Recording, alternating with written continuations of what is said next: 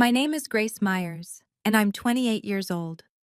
3 hours ago, my mother grabbed my wrist in a lawyer's office and whispered that if I received a single penny from my grandmother's will, she would make my life a living hell, and she meant every word. The lawyer read 5 pages. The house, the savings, the jewelry, all of it went to my mother. She smiled like she'd already won. Then the lawyer cleared his throat and said there was an amendment, filed 3 days before my grandmother died. And my mother's face lost every trace of color. Before I tell you what happened next, if you enjoy stories like this, please take a moment to like and subscribe, but only if this one truly resonates with you. Drop your location and local time in the comments. I love knowing where you all are listening from. Now, let me take you back 6 months, to the last time my grandmother ever called me. It's a Tuesday evening in September. I'm grading spelling tests at my kitchen table. I teach second grade at Millbrook Elementary, when my phone lights up. Grandma Elaine. I pick up before the second ring. Gracie? Her voice is thin. Not the warm, steady voice that used to call me in from the backyard. Something underneath it sounds hollow. Grandma, are you okay? I'm fine, sweetheart. Listen to me. A pause. I hear her breathing, slow and careful. I need you to remember something. No matter what happens, I've taken care of it. I set down my red pen. Taken care of what? Just remember. Promise me. I promise. But Grandma, what? Tell me about your kids, the little ones at school, the boy who draws horses on everything. And just like that, she changes the subject. That's Elaine Whitfield for you, the woman who raised me more than my own mother did. She picked me up from school every afternoon while my mom was out networking or lunching or doing whatever mattered more than me. Grandma taught me to make pie crust from scratch. She read me Charlotte's Web 4 times in one summer. And every time my mother made me feel small, Grandma would sit me on her porch swing and say, "You have more spine than you think, Gracie." We talk for 11 minutes. She asks about my students, my apartment, whether I'm eating enough, normal things. But her voice never comes back to full strength, and she never explains what she meant. The next morning I call her back. The phone rings twice. My mother picks up. "Mom, I'm calling for Grandma." "Mom's resting. Don't call this number again." The line goes dead. Over the next week, I call 11 times. I keep a tally on a sticky note by my phone like some kind of sad scoreboard. 3 times the call goes straight to voicemail. Twice my mother picks up and hangs up without a word. And the rest just ring and ring. On day 8, I drive 40 minutes to Grandma's house on Maple Street. The porch light is off, which is wrong. Grandma keeps it on until 10 every night, always has. I knock. Nothing. I knock harder. The door finally opens, but it's not Grandma standing there. It's Rick, my stepfather. He fills the doorway with his arms crossed, still wearing his work boots inside the house, which Grandma would never allow. "Your mother said no visitors. Elaine needs rest, and not drama." "She's my grandmother, Rick. I just want to see her." "Don't make this harder than it needs to be, Grace." He closes the door. I stand on the porch listening to the lock click into place. The next day, I try Mrs. Patterson, Grandma's neighbor for 30 years. She sounds confused on the phone. "Oh, honey, Diane told us Elaine moved to a care facility up in Ridgewood." But Grandma hasn't moved anywhere. I know because when I drove to Maple Street, and I looked up at her bedroom window, and the lamp was on. The one with the yellow shade she's had since I was 6. She was in that house, 15 feet from where I stood on her own porch. That's when something shifts inside me. My mother isn't taking care of Grandma. My mother is keeping her, and she's making sure I can't get close enough to find out why. 3 months pass, 91 days. I don't see my grandmother once. Every Sunday I write her a card. Short things, how my students are doing, what the weather's like, that I made her peach cobbler recipe and burned the top. I mail them to Maple Street. I have no idea if she ever holds them in her hands. My mother calls me exactly once during those 3 months. Not to update me on Grandma's health, not to ask how I'm doing. Mom's changing her estate plan. It's what she wants. Don't make a scene. I grip the phone so tight my knuckles ache. "What do you mean? But changing it?" "It means it's handled. It means you should focus on your little teaching job and let the adults manage things." My little teaching job. I make $34,000 a year. I looked into hiring an elder law attorney. The retainer alone would take 3 months of rent. I have no proof of anything except a feeling in my gut and a porch door locked in my face. I'm completely powerless, and my mother knows it. Then, a Tuesday night, late November, my phone buzzes. Unknown number. Shen, a text message, 4 lines. Your grandmother is in hospice now. She asks about you every day. I'm sorry I can't say more. Please don't give up on her. No name, no explanation. Just someone reaching out through a crack in the wall my mother built. I read that message 7 times. I screenshot it. I press my phone against my chest like it's a letter from a war zone, because in a way, it is. Someone knows the truth. Someone is watching. But who? And I sit on the floor of my apartment that night, back against the wall, a box of old photos open in my lap. There's one from my 8th birthday. Grandma and me blowing out candles together, her arm around my shoulders, both of us laughing. My mother isn't in the frame. I don't think she was in the room. I start doing the math in my head. Not money math, loss math. If I stay quiet, I lose the chance to say goodbye to the only person who ever fought for me. I lose every photo, every journal, and every piece of jewelry Grandma promised would be mine someday. I lose the house where I learned what love was supposed to feel like. But worse than all of that, I lose myself. Because this is the pattern. When I was 18, Grandma gave me her old Buick so I could drive to college. My mother sold it within a month, said it was an eyesore in the driveway. I said nothing. When my mother told her friends at church that I was ungrateful and distant, I said nothing. But when she forgot my college graduation, I said nothing. 28 years of nothing. If I stay quiet now, Grandma dies thinking I didn't care enough to fight back. I kept asking myself, was I wrong for wanting to see my own grandmother? Was I being selfish, like my mother always said? Or was she the one who had crossed every line?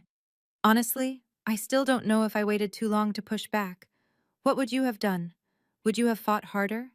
Or would you have been afraid of losing everything too? Tell me in the comments, because back then, I really needed someone to tell me I wasn't crazy. I don't sleep that night. By morning, I have a plan. Not a great one, but a plan. Years ago, Grandma added me as a secondary contact on her insurance. I remember because she made me write down the policy number on an index card. Keep this somewhere safe, Gracie, just in case. At the time, I thought she was being dramatic. But now I understand. She was thinking ahead long before I realized anyone needed to. I call the insurance company. After 40 minutes on hold, a kind woman confirms Grandma is receiving hospice care through Meadowbrook Home Health. I hang up and drive straight there. The lobby smells like floor cleaner and flowers that are one day past fresh. I approach the front desk and give my name. The woman behind the counter types, pauses, and looks up at me with practiced sympathy. I'm sorry, ma'am. Your name isn't on the approved visitor list. I'm her granddaughter, her only granddaughter. I understand.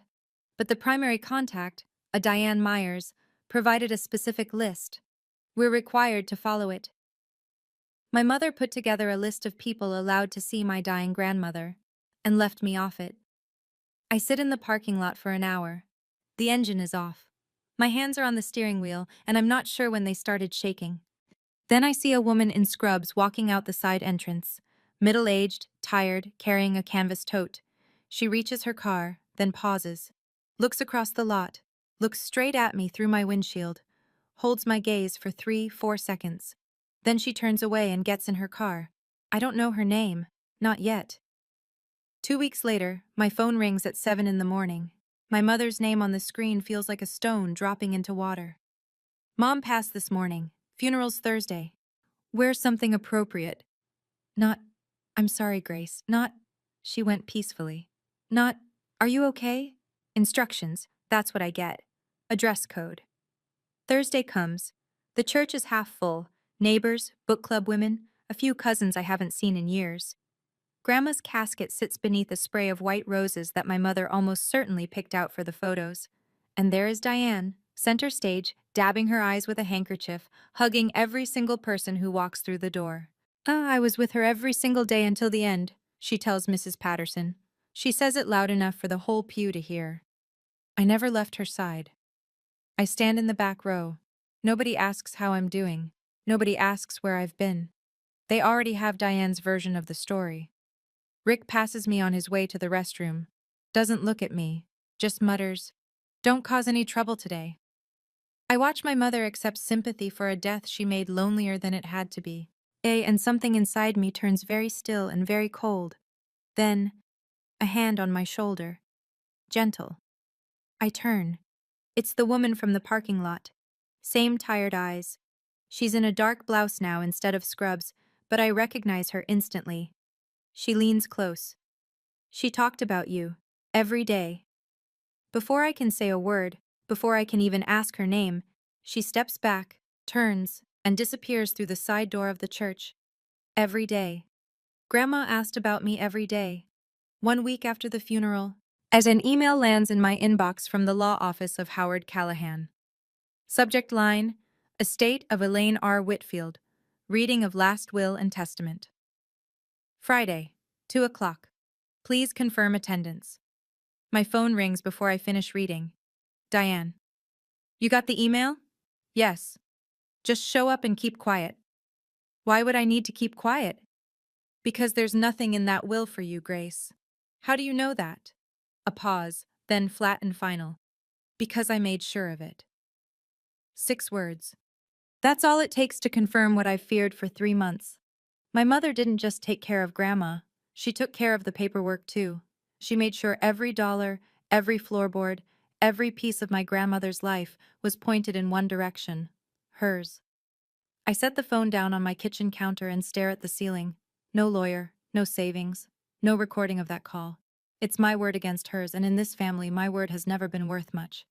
I think about calling one of those free legal hotlines. I think about driving to the police station. I think about standing up in the lawyer's office and telling everyone what Diane did. But with what proof? A blocked phone log? A parking lot memory?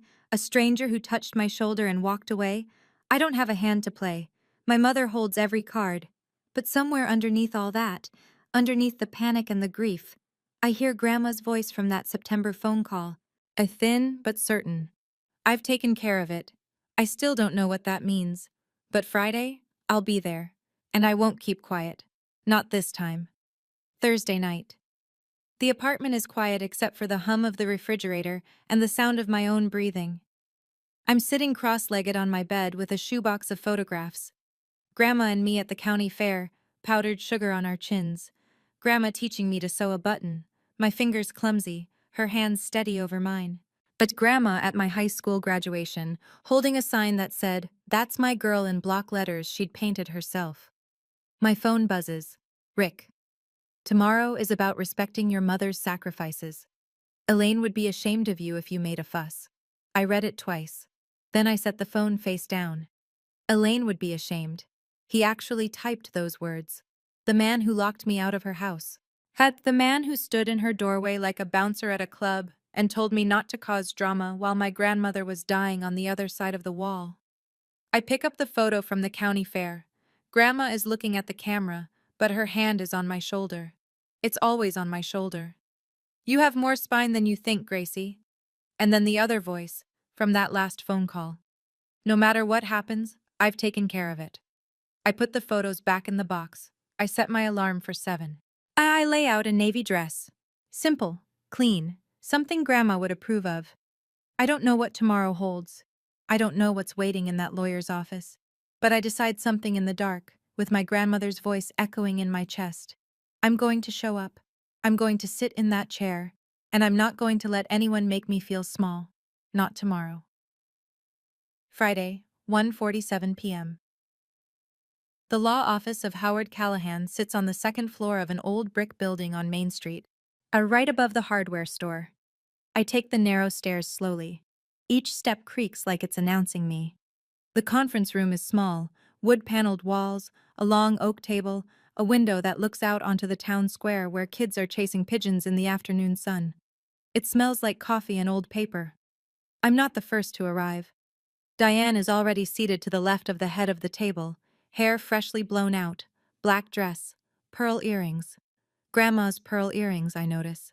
Bay already on her ears before the will has even been read.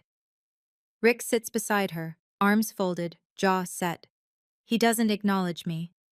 Aunt Linda, my mother's younger sister, is across from them, clutching her purse in her lap like a life preserver. We make brief eye contact. She gives me a tight, nervous smile.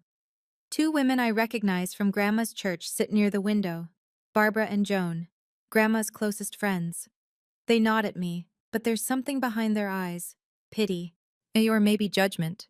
Diane's funeral performance is still fresh. At the head of the table sits Howard Callahan, 60s, silver-haired, reading glasses perched at the tip of his nose, calm in a way that fills the room. In front of him is a document folder, thick, held together by a binder clip. But I notice something. The folder isn't one stack, it's two. The top section is thinner, held by a blue clip. Beneath it, a second section, thicker, secured with a red one. Two sections, two clips. Thank you all for being here, Callahan says. We'll begin in a moment. I take the last empty chair, at the far end of the table, alone. Callahan opens the blue-clipped section and arranges his papers. The room settles into the kind of silence that presses against your ears. Then my mother moves. She leans toward me, not casually, not subtly. She reaches across the gap between our chairs and grabs my wrist. Not my hand, my wrist. Her fingers close around it like a cuff, and I feel her nails press into the thin skin above my pulse. She pulls me close. Her perfume is sharp, gardenias and something chemical underneath. If you get a single penny, she whispers, I will make your life a living hell. Don't test me. Her eyes are steady, flat. She means it the way people mean things they've rehearsed. I don't pull my hand away. I don't flinch. I look straight at her, and for the first time in my life, I don't look down first. Something has changed in me. Though I can't name it yet. Maybe it's the 3 months. Maybe it's the funeral. Maybe it's the fact that she's wearing Grandma's earrings like a trophy before the body is cold in the ground. I say nothing, but I don't blink either. Diane releases my wrist and straightens in her chair, satisfied. I glance toward the head of the table. Callahan is watching. He doesn't say a word, but his eyes drop to where Diane's hand just was, my wrist. At the white marks from her grip already fading, and something shifts in his expression. Not surprise. Something quieter, like confirmation. Then he opens the folder. In that moment, I understand something I haven't before. My mother isn't confident. She's afraid. Not of me, of what Grandma might have done.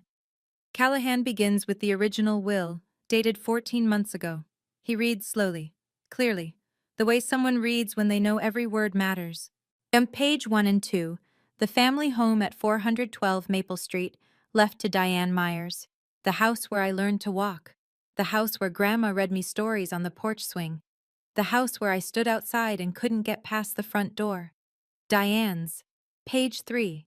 Savings accounts totaling $890,000, accumulated over Elaine Whitfield's entire working life as a school librarian and through careful, decades-long investment. Left to Diane Myers. Diane shifts in her chair. A small, satisfied motion. Page 4. The heirloom jewelry collection. Pieces passed down from Grandma's own mother, including a sapphire ring Grandma once told me would be mine on my wedding day. Left to Diane Myers. Page 5. Vehicle, furniture, books, personal effects. To be distributed at Diane's discretion. At Diane's discretion, meaning my mother decides whether I get a single photograph, a single teacup. My mother turns to me. Though she doesn't bother hiding it now. The look on her face is victory. Clean and open and almost peaceful. See, she says, barely above a whisper. She knew who was there for her. Rick reaches over and squeezes Diane's knee. A little celebration. Aunt Linda looks at me from across the table.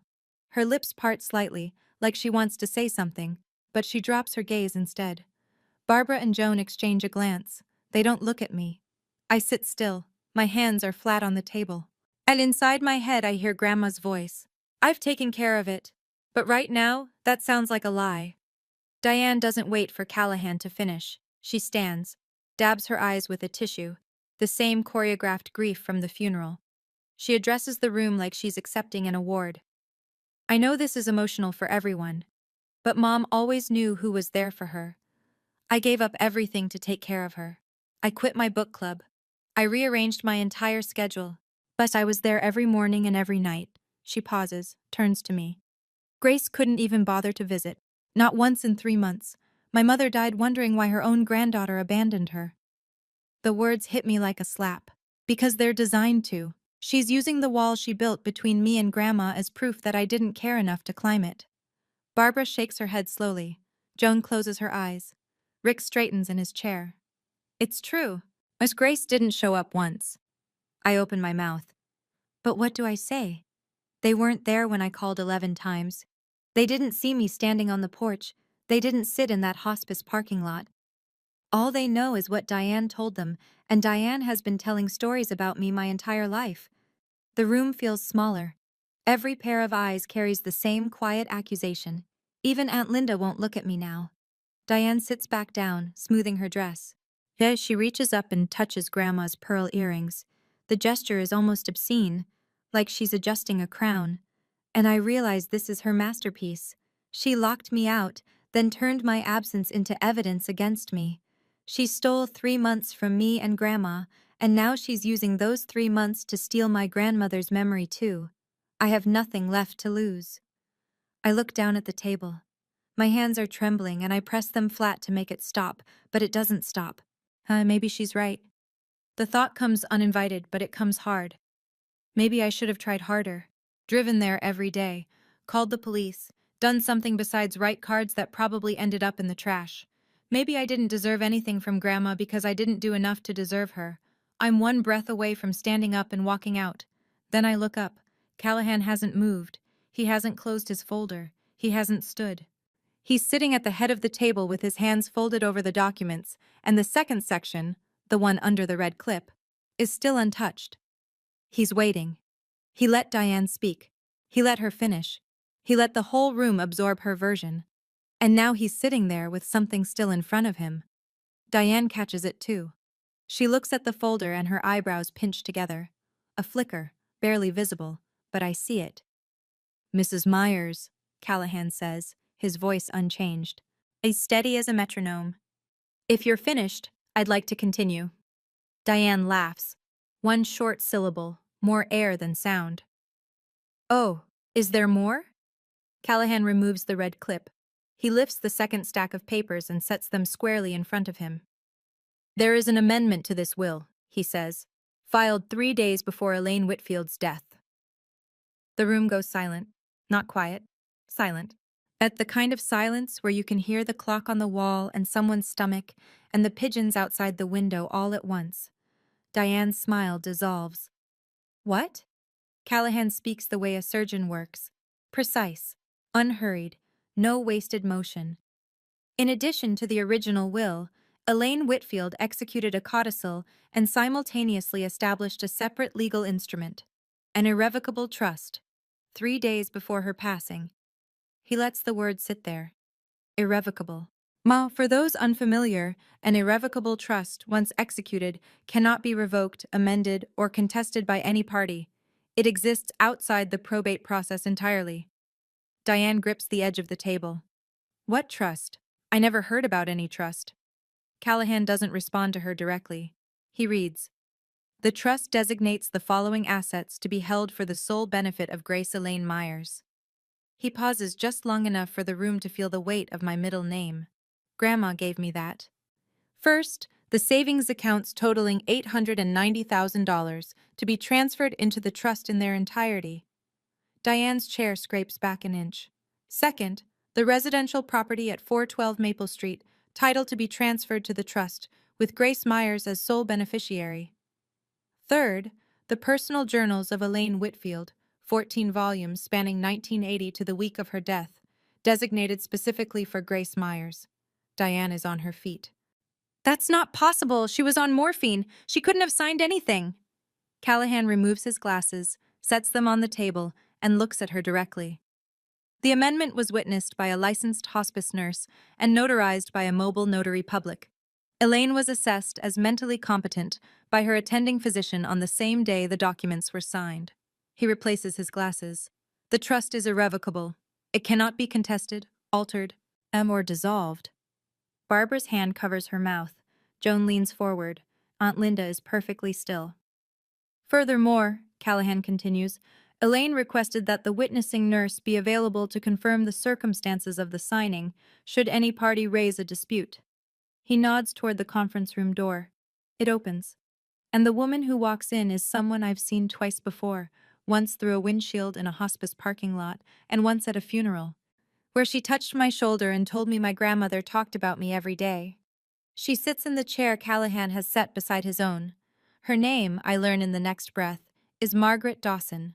Everyone calls her Maggie. She's a licensed hospice nurse with Meadowbrook Home Health. She was assigned to my grandmother for her final 6 weeks. Maggie looks at Diane. Then she speaks to the room. Elaine was fully alert on the day of signing. She dictated the terms of the trust herself, clearly and without hesitation. Diane's mouth opens, but nothing comes out. Elaine told me that her daughter had restricted her granddaughter's visits, Maggie continues. She said her daughter had taken her phone. She told me she'd been pressured into signing the original will during a period when she was too weak to resist. Joan makes a small sound. Barbara turns and stares at Diane. Elaine asked me to contact Grace from my personal phone. That text message, that was me. And she asked me to witness the new documents because she wanted someone outside the family to protect her final wishes. The room reshapes itself. I can feel it. The way gravity shifts when truth enters a space that's been holding a lie. Barbara and Joan are no longer looking at me with pity. They're looking at Diane. And Diane looks like she's been turned inside out. Callahan opens a slim envelope from inside the folder. Elaine included a request that one specific passage from her final journal be read aloud at this proceeding. He unfolds a photocopied page. I recognize Grandma's handwriting. Looping, careful cursive, the same penmanship she used to label every jar in her pantry. Callahan reads, My daughter Diane has not allowed Grace to visit me in over 2 months. She took my phone from the nightstand while I slept. She brought papers and said I needed to sign them. I was tired. I signed. But I should not have, and I knew it the moment the pen left the paper. The room is so quiet I can hear Aunt Linda breathing. I love my daughter, but I cannot let her take everything from Grace. Grace is the only one who ever loved me without wanting something in return. Diane sits down hard. She was confused. She didn't know what she was writing. Callahan doesn't look up. He keeps reading. I cannot say goodbye to Gracie in person. Diane won't allow it. So I am saying goodbye this way. And everything I have, I leave to her. Not because Diane doesn't deserve love, but because Diane chose money over family, and Grace never did. Aunt Linda's hand is pressed over her mouth. Barbara is crying. Joan has turned away from Diane entirely. Diane's voice cracks. Those journals don't prove anything. The entries are dated and consistent across 14 volumes, Callahan says, closing the page. Elaine's cognitive state was documented by hospice staff throughout her care. I'm crying. Not because of the money, not because of the house, because my grandmother fought for me from a bed she couldn't leave, with a pen and a nurse and a plan she built in secret. She said goodbye the only way they let her. Diane turns to Callahan. Her voice shakes, but it's anger, not grief. I'll contest this. She was dying. She was medicated. No court will uphold this. Callahan folds his hands. Same posture he's held all afternoon, not a hair out of place. Mrs. Myers, but the trust is irrevocable. It was established as a separate legal instrument, independent of the will. It is not subject to probate and cannot be contested through that process. A licensed physician documented Elaine's mental competency on the day of execution. The notarization is valid. The witness is a licensed healthcare professional with no personal connection to the beneficiary. Every sentence lands like a door closing. Diane spins toward me. Her composure is gone. Makeup smudged. Big hands shaking, the careful performance stripped away. You did this. You put her up to this. I look at my mother, and for the first time today, I speak. I didn't know about any of this until 5 minutes ago. You're a liar. I haven't spoken to Grandma in 3 months, Mom. My voice is level. I don't raise it. I don't need to. You made sure of that. The room holds its breath. Rick's arms have uncrossed. He's leaning slightly away from Diane, more like a man who just realized he's standing next to something that's about to collapse. Barbara turns to Joan and says nothing. She doesn't have to. Aunt Linda is staring at Diane with an expression I've never seen on her face before. Not sympathy, not fear. Recognition. Like she's finally seeing something she's been looking away from for years. The narrative my mother built, dutiful daughter, ungrateful granddaughter, is crumbling in front of 7 witnesses. And she can't lie fast enough to rebuild it. Callahan turns to me. Miss Myers, do you have anything you'd like to say? I stand up. I don't rush it. I smooth my dress. Grandma would have wanted me to look put together. And I look around the room. Barbara, Joan, Aunt Linda, Rick, Maggie. Then I look at my mother. I'm not going to fight with you, Mom. Grandma made her decision, and I'm going to honor it. The same way I would have honored her, if you'd let me see her. Diane's jaw tightens. You don't deserve any of it. Maybe. But Grandma thought I did. I hold her gaze. And her voice is the one that matters in this room. My mother has no answer for that. Not because she can't speak, but because there's nothing she can say that 7 people in this room will believe anymore. I turn to Callahan. Mr. Callahan, I'd like to accept the trust as written. And I'd like to proceed with changing the locks on my grandmother's house this week. He nods once. I'll handle the paperwork. I pick up my bag. I push in my chair, because Grandma raised me to leave a room the way I found it. I walk toward the door. Behind me, Diane's voice, stripped raw. You'll regret this, Grace. I don't turn around. I don't respond. I walk through the doorway and down the narrow stairs, past the hardware store, and out into the afternoon sun of a town square where kids are still chasing pigeons and the world has no idea what just happened in that second-floor conference room. But I know. Grandma knew. And that's enough. Small towns have short memories, but fast mouths. Within a week, everyone who matters knows. Not because I tell them, I don't tell anyone. The story walks out of that conference room on 6 pairs of legs and spreads like weather. Barbara calls me on a Sunday. Her voice is thick with something between shame and grief. Grace, I owe you an apology. At the funeral, the way we looked at you, we had no idea Diane kept you away. Your grandmother talked about you constantly. She showed us your cards, the ones you mailed every week. She kept them in a basket by her bed. She got them. Grandma got my cards. I have to sit down. Joan calls the same afternoon, says almost the same thing. And then adds, we told Diane we won't be attending her Christmas gathering this year, or any year. Aunt Linda drives to my apartment. She stands in my doorway and cries. I should have asked more questions. I knew something was off. Diane was too controlling about the visits, too insistent that everything was fine, but I didn't want to get involved.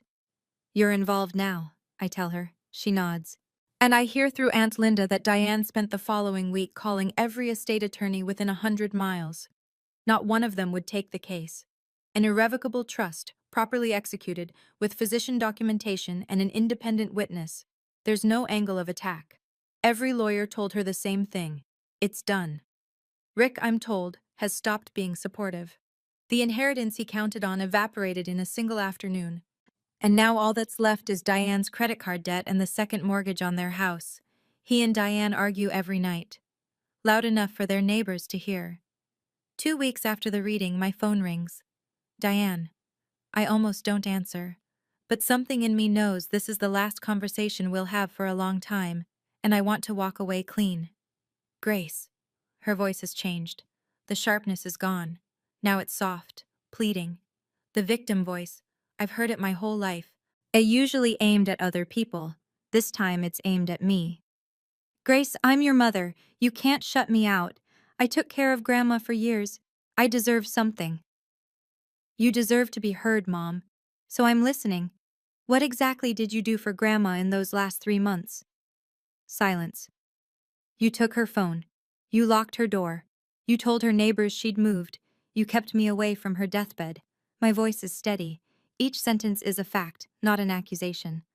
And then you stood at her funeral and told a room full of people that I abandoned her. I did what I had to do. And Grandma did what she had to do. Longer silence.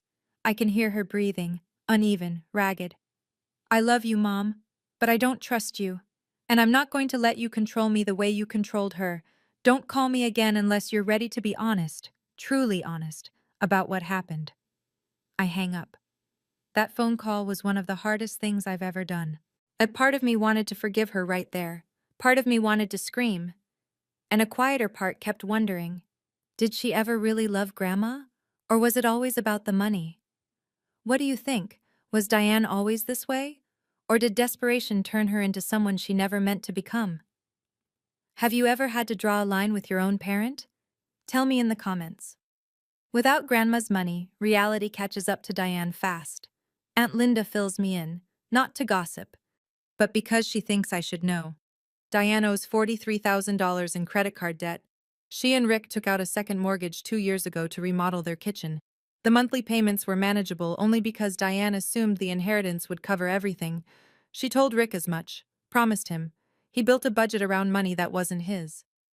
Now there is no inheritance. And Rick is the kind of man who keeps score. Their arguments aren't private anymore. The neighbors on both sides have heard the shouting. Rick sleeps in the guest room. Aunt Linda says he's already talked to an attorney, not an estate attorney, a divorce attorney. Diane tries to rebuild her reputation at church. She tells the congregation a version of the story where she's the wronged mother and I'm the scheming grandchild. But Barbara and Joan got there first. They told the truth quietly, to the people who mattered. Yet the pastor pulls Diane aside after service for a private conversation. She doesn't return the following Sunday. A week later, I get an email. Long, 5 paragraphs. I'm sorry. I was scared. I was in over my head. Can we start over?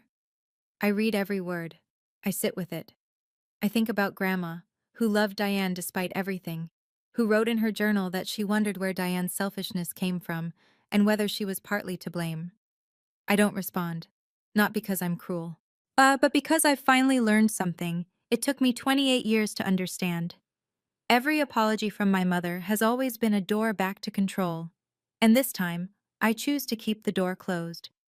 The first time I open the door of 412 Maple Street with my own key, I stand in the entryway for a full minute and just breathe. The house smells the way it always has, lemon polish, old books, and something warm underneath that I can only describe as Grandma. Her kitchen still has the yellow curtains with the tiny flowers. Her armchair still holds the shape of her. The crocheted blanket she kept on the back of it is exactly where she left it. I walk through every room like I'm visiting a museum of the best parts of my childhood. The marks on the kitchen doorframe where she measured my height every birthday. The windowsill in the living room where she kept her violets.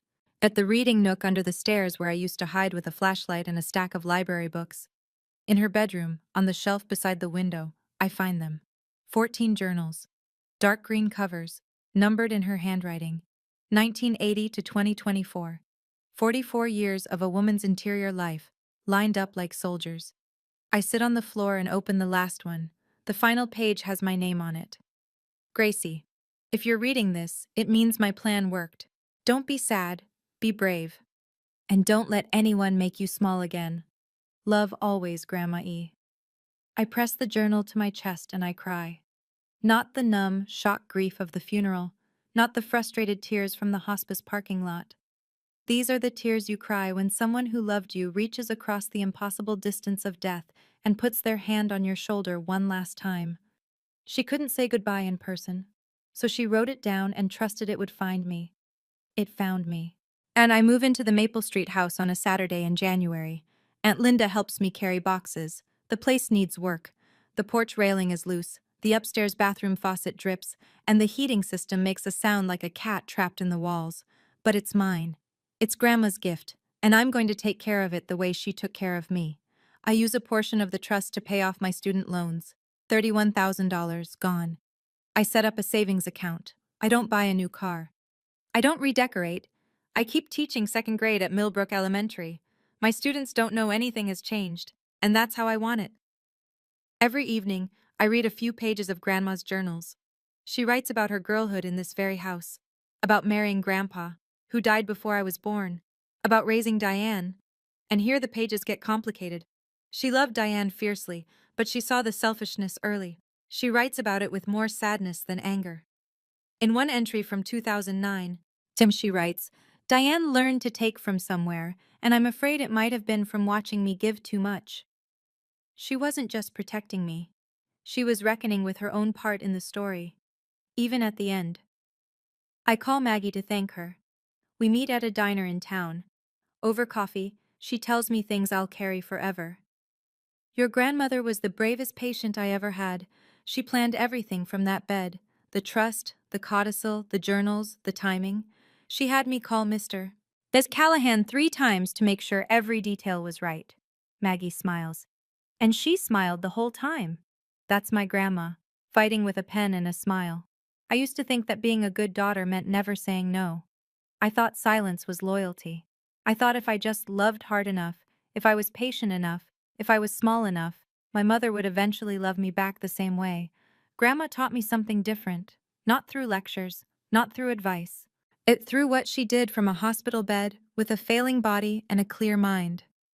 She taught me that protecting someone you love sometimes means making the hard choice, even when it costs you peace. I don't hate my mother. I want to be clear about that.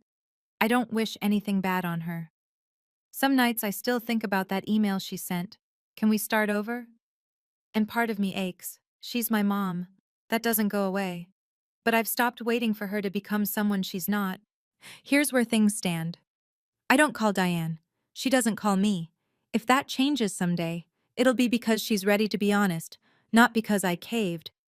I don't let Rick's texts get past my block list. I see Aunt Linda every other week for dinner. She's learning to cook Grandma's recipes, badly, and we laugh about it. I keep in touch with Barbara and Joan. I read Grandma's journals slowly, because I don't want them to end. And I live in the house on Maple Street. And I fixed the porch railing myself. The faucet still drips. I'll get to it. On warm evenings, I sit on the porch swing where Grandma used to hold me, and I watch the street go dark, and I feel something I haven't felt in a very long time. Solid ground. I'm 28 years old, and for the first time, I'm standing on it. That's my story. I never planned to share it. Yeah, but if it helps even one person realize they're not crazy for wanting boundaries with the people who are supposed to love them, then every word was worth it. Thank you for staying until the end. If this story made you feel something, hit subscribe and leave a comment. I read every single one. And if you've ever had someone protect you the way my grandma protected me, tell me about them. I'd love to hear it. There's another story linked in the description that I think you'll really connect with. Check it out when you're ready.